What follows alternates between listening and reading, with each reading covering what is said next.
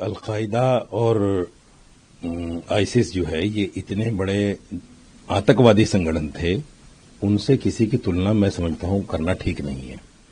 दूसरी बात यह है कि कांग्रेस अपने भीतर क्यों झांक कर नहीं देखती। उसी के बड़े नेता आरएसएस की तारीफ कर रहे हैं, नरेंद्र मोदी जी के कार्यकाल की तारीफ कर रहे हैं, और उसी के नेता आरएसएस को और बीजेपी को बुरा कह रहे हैं। तो कांग्रेस के जो पतन का असल राज है वो उसके अंदर के लोग हैं। और राहुल जी ने भी कहा था, एक बार याद होगा सभी दर्शकों को, कि कांग्रेस के अंदर कच्छाधारी अभी भी हैं। तो ये जो कच्छाधारी हैं, राहुल जी को चाहिए इनको निकाल के बाहर फेंके, और किसी भी हिंदुस्तानी संगठन की जो संविधान के अधीन बना हुआ है उसको अलकायदा आईसिस से तुलना करना मैं समझता हूं गलत है। मोहन भागवत ने कहा है कि भारत हो या हिंदू राष्ट्र हो, दोनों एक ही बात है, और अब वक्त है और यही सही समय है कि हिंदुओं को एकजुट किया जाए। हिंदू एकजुट होंगे तभी देश आगे बढ़ पाएगा। देखिए, भारतीय जनता पार्टी को जितनी सीटें 2014 में मिली, फिर 19 में मिली, मैं समझता हूं इससे ज्यादा संगठित हिंदू हो नहीं सकता। 350 तक सीटें मिल जाना किसी भी एक पार्टी को, वो किसी एक समुदाय के संगठित होने की ही बात है। और रही बात जहां तक हिंदुस्तान के हिंदू राष्ट्र होने की, मैं समझता हूं कि संविधान को जो लोग नकारना चाहते हैं, संविधान पर जो लोग टिप्पणी करना चाहते हैं, उसको खत्म करना चाहते हैं, वो इस तरह की बात करते हैं हिंदू राष्ट्र जैसी। क्योंकि अगर कोई मुसलमान मुस्लिम राष्ट्र की बात करता है तो उस पर कार्रवाई हो जाती है। और हिंदू नेता या मोहन भागवत जी बार बार इसको हिंदू राष्ट्र बोल रहे हैं, उन पर कोई कार्रवाई नहीं हुई।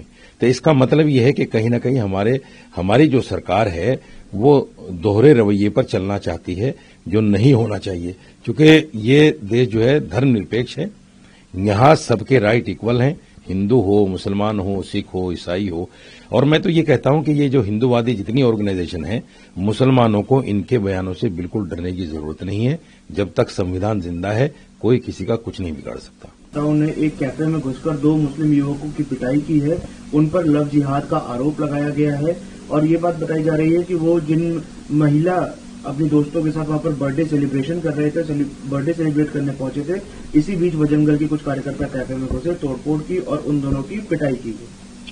देखिए, बजरंग दल के कार्यकर्ताओं का जिस तरह से 25 अगस्त में ईसाइयों के चर्चों पर हमला करने की बातें सामने आई हैं, मैं समझता हूं कि ये ऑर्गेनाइजेशन अलकायदा, आईसिस और जितनी भी आतंकवादी तंजीमें हो सकती हैं, उन तमाम की तुलना अगर इनसे की जाए तो कोई गलत नहीं होगा।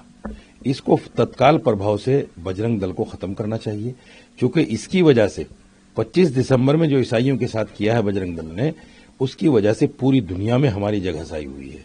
बल्कि यूके की पार्लियामेंट ने तो बाकायदा पार्लियामेंट में इसका जिक्र किया है।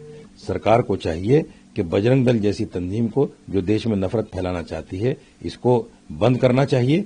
नहीं तो इसके खिलाफ अगर मुसलमान खड़े हो गए तो देश में अनर्थ हो जाएगा।